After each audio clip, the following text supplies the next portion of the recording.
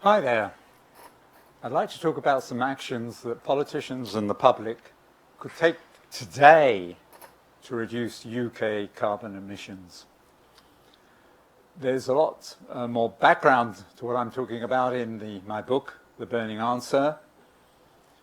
XR London universities have a number of copies of this that I have donated. First, I'd like to congratulate you and the other activists and supporters of the Extinction Rebellion.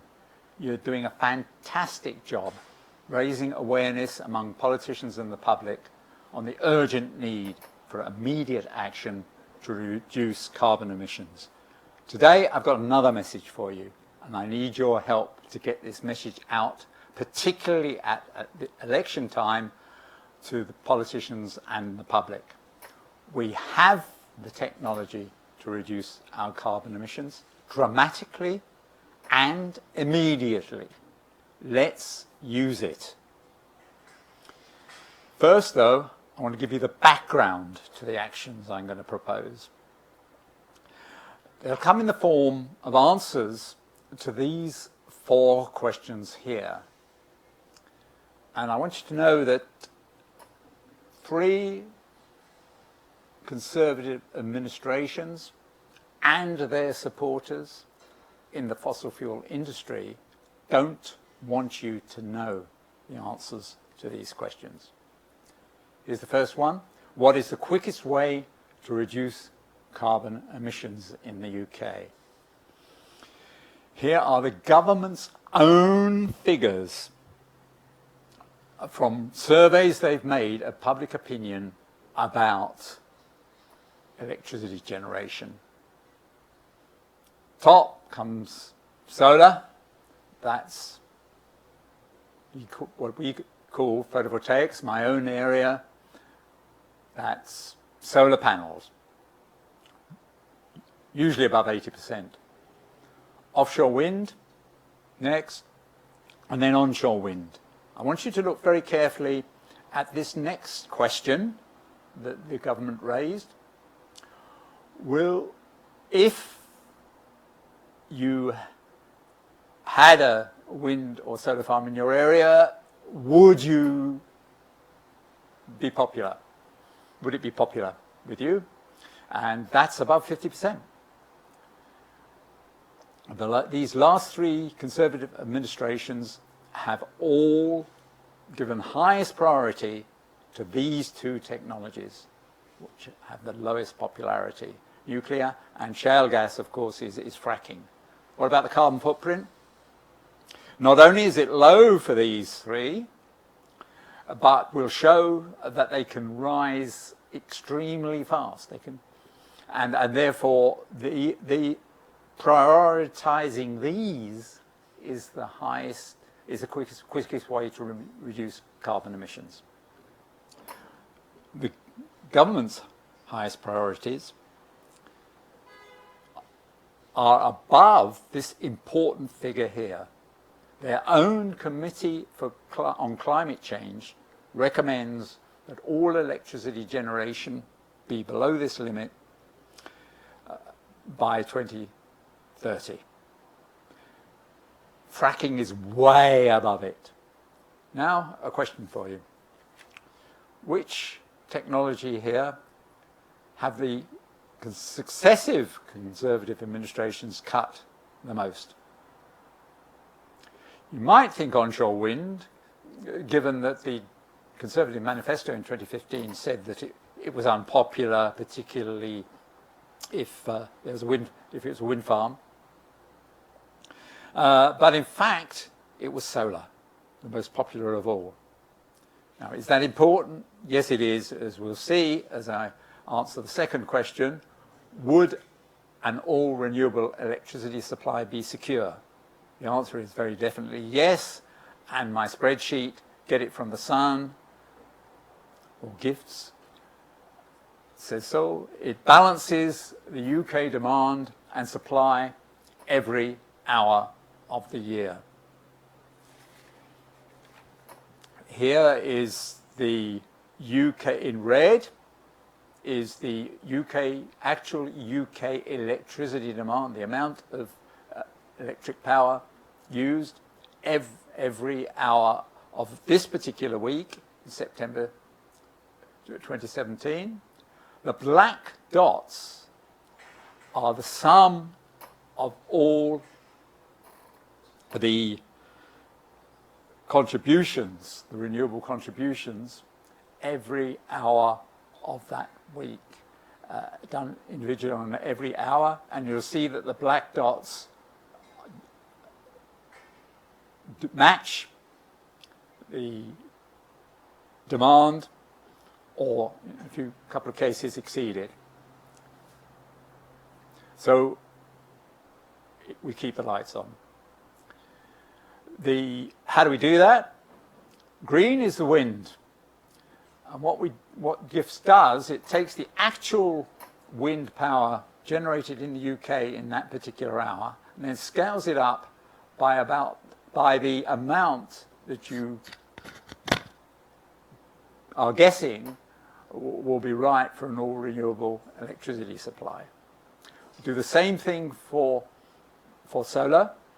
We take the amount of solar power in every hour and we scale that up to the amount of solar installations that you think you need for an all-renewable electricity supply.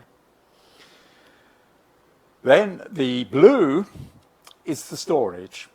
And here on this Sunday morning, with where the wind was above demand, the excess is put into storage. Then in the afternoon of Sunday, when it falls below demand, the wind, we take the difference out of storage. It's by Monday morning, it was still below demand, and all the storage had been used up. So then we bring in the bioelectricity, which is flexible, and to ensure that supply equals demand every hour of that week and every hour of the year. And over a year, what we find is, and we've studied 5 years like this, that this flexible bioelectricity, you need about 15% of the power that way, and you only need about 5% of storage power.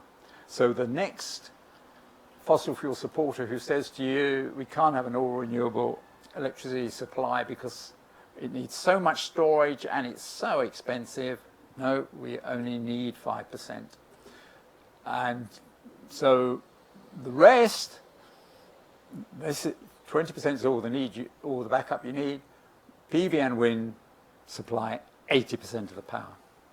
This is a typical week in September 2017. What about the worst week in the 5 years we studied? GIFS can still manage to balance supply and demand. Here, as you will see, the red supply line is very high this week because of all the extra heating that you need in winter, and still the black dots are following the demand. So we keep the lights on, supply all this extra heating, and keep the trains running. How does GIFS do that? Well, weather forecasts will tell you whether there's going to be a major loss of wind, as there was. This was the worst of the 5 years we studied, nearly 3 days with extremely low wind. And so when you know that's upcoming, then you'd use your bioelectricity first, keeping the store full until the big dip starts, and then you balance the grid with the stored electricity. Notice in this worst week at the bottom of the minimum of the wind, PV, had there been an all-renewable electricity supply in January 2016, it could have been supplying a quarter of the power demand around noon. And bear in mind, this is less than a month from the winter solstice.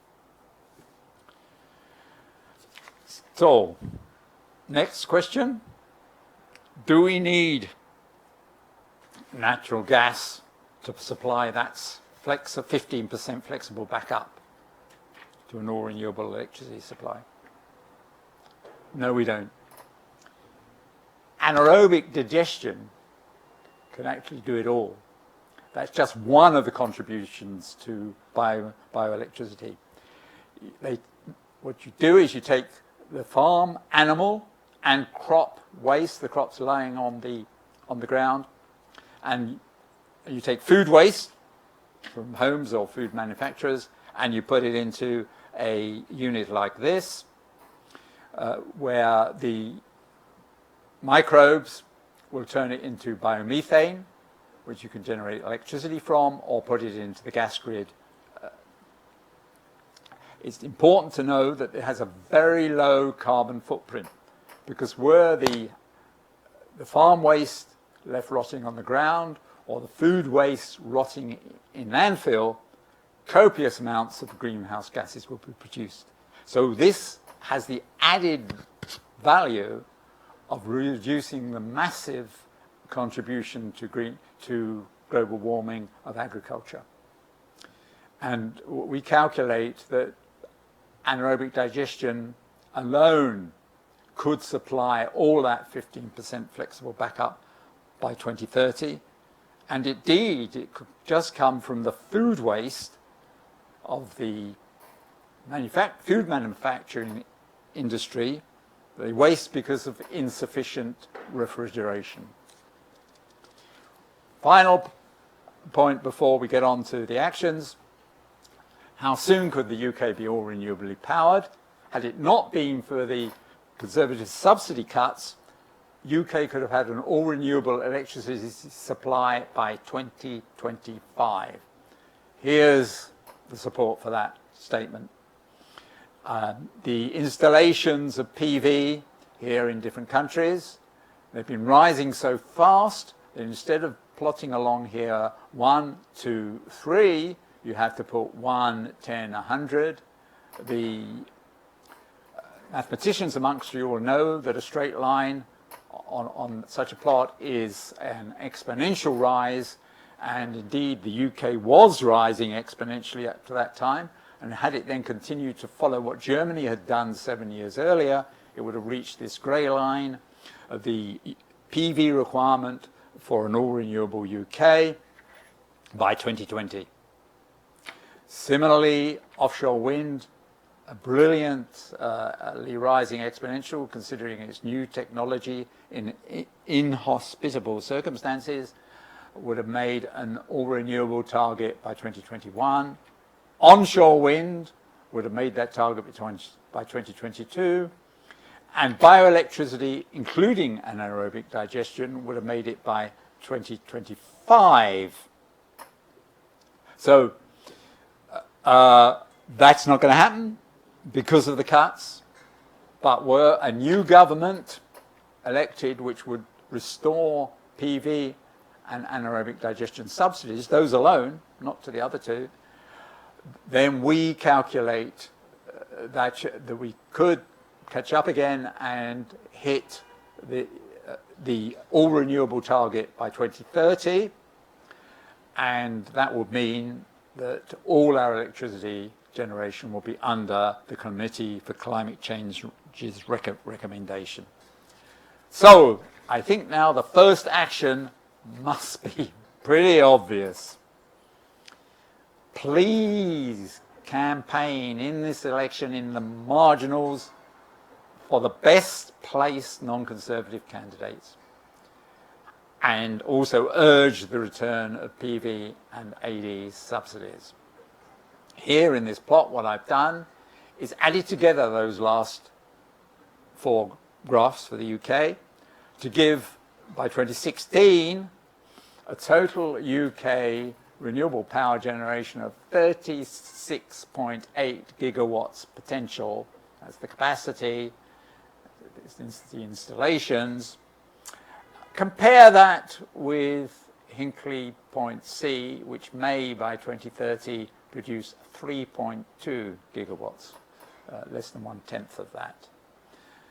What I want you to note for the elections is this line here, which was the plans of the Cameron administration for renewables up to 2030. This goes up to 2030, so for the next 14 years. And here are the plans of the May administration up to 2030. You can find them here in these references. And instead of the factor of 7 increase over the previous 10 years, that's both cases less than doubling in 20 years. The second action, we're running out of time, so I want to leave this with you. Those interested in what you need for all renewable heating, you can pause here and study what I put here, and there's a lot more about this in the book. But I want to get on to my final action because it's an extremely important one that you could all participate in. I'd like to encourage you to get your own college, town, local industry, local authority to target an all-renewable electricity supply.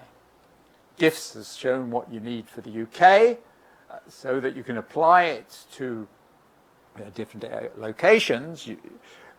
I've scaled here to the total renewable power installations that you need. So, for example, here wind is 60%, PV is 20%. That adds up, of course, to 80%, which proved earlier is what you need for the whole UK. I've put up the bioelectricity to 20% because it's,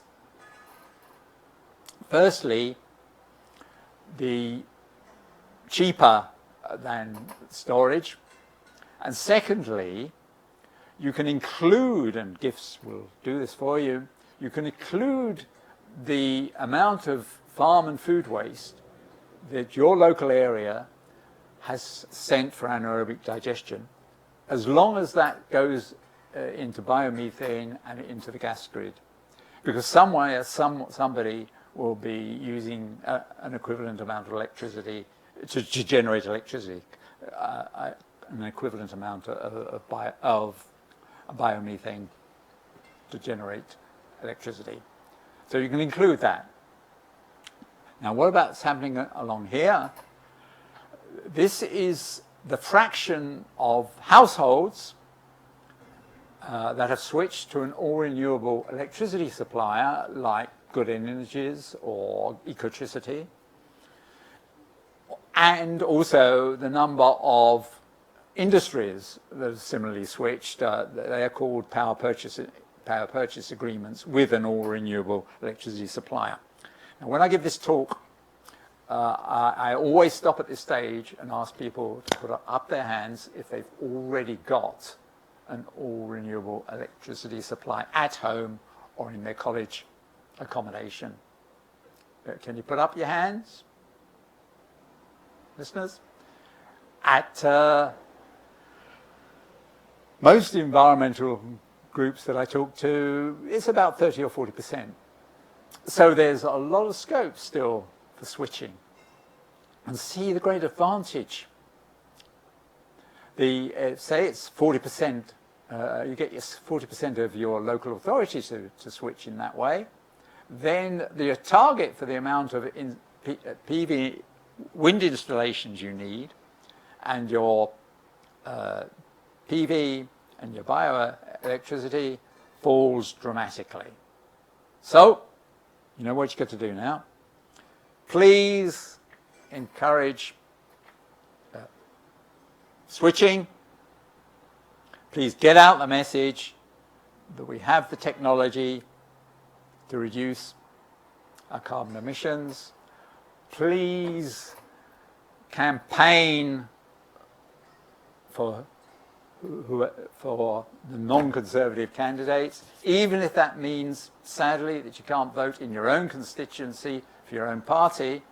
If that's the case, then look for the nearest local constituency where your party is in second place and campaign there. Right? Now you know what to do. Good luck in doing that. Thank you.